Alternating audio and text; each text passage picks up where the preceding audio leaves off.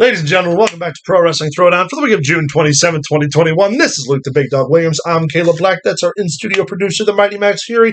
And in honor of the upcoming Money in the Bank pay-per-view, it's time for our top 5 this week, top 5 Money in the Bank cash-ins. Now, cash-ins don't necessarily have to be successful ones. They just are going to be our personal favorites, favorite winners and favorite setups and favorite blah, blah, blah. So, Luke, what's your 5th most favorite Money in the Bank cash-in? My number 5 would have to be Rob Van Dam cashing in the Money in the Bank contract at ECW's One Night Stand against John Cena. Okay. The match, when, a lot of people say if such and such wins, we riot. If such and such wins, we riot. If John Cena would have beat Rob Van Dam, they would have rioted. They'd have killed him. People would be dead. They'd have thrown bricks and shit at him until he was dead. Rob Van Dam's championship moment. Mm-hmm. The moment that set him to the top of this industry. Yep. And his match with John Cena, it was a banger. Yeah.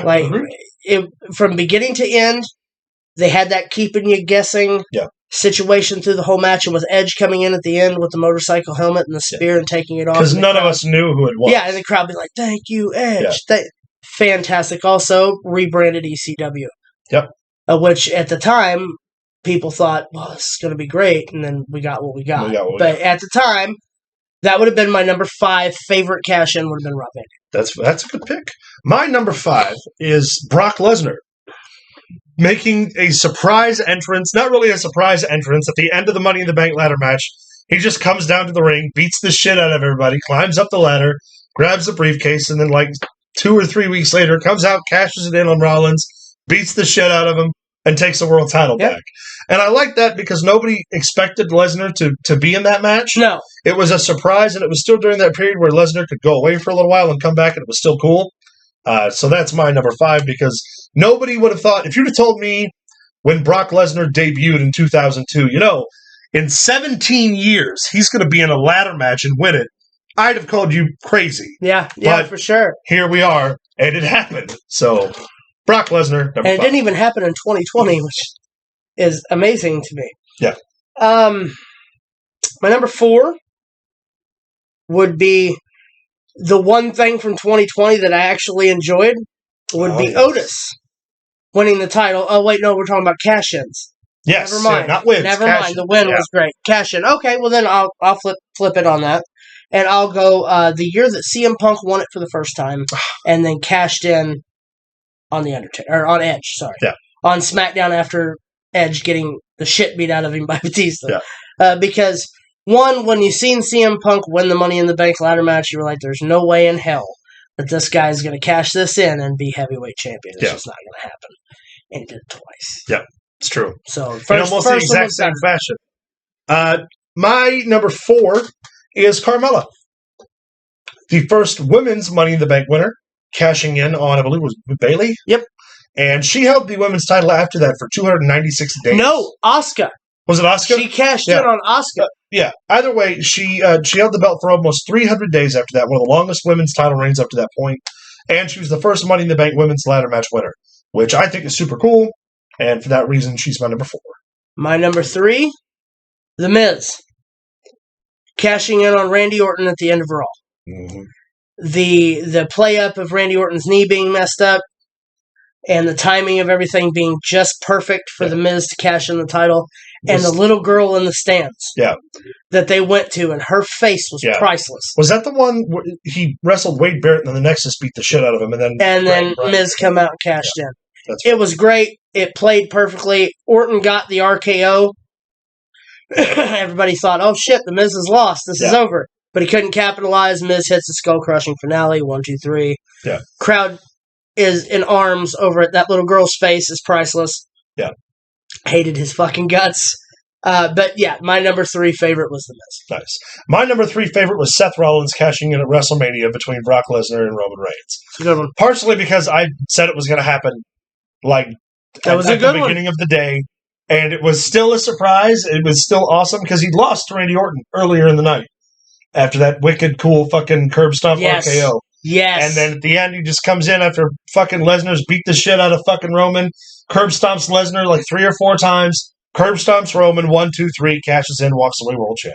My number 2 is probably the greatest cash-in of all time, but not my favorite, why it's number 2. And that is Dolph Ziggler cashing in Money in the Bank and beating Alberto Del Rio on Raw. Mm-hmm. Not so much for what the match was, but the crowd's reaction. Yeah. It was the biggest pop on a Money in the Bank cash-in I think that there has ever been. Yeah.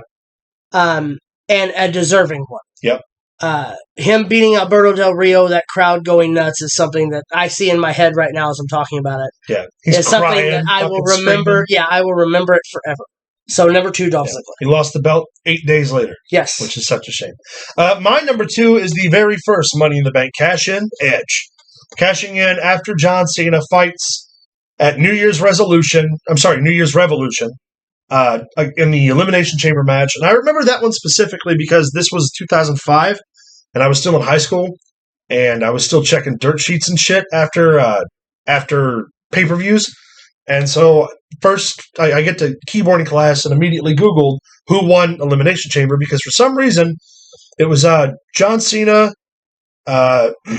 Triple H, Chris Masters, Carlito, I think Shawn Michaels, yes, and maybe Randy Orton.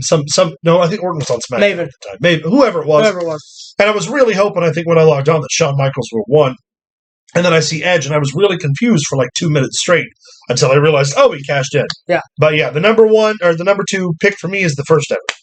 While I would normally go with that as being my number 1, I'm going to actually go a different route, and I'm going to say the night that Dean Ambrose cashed in Money in the Bank in the same night. One Money in the Bank.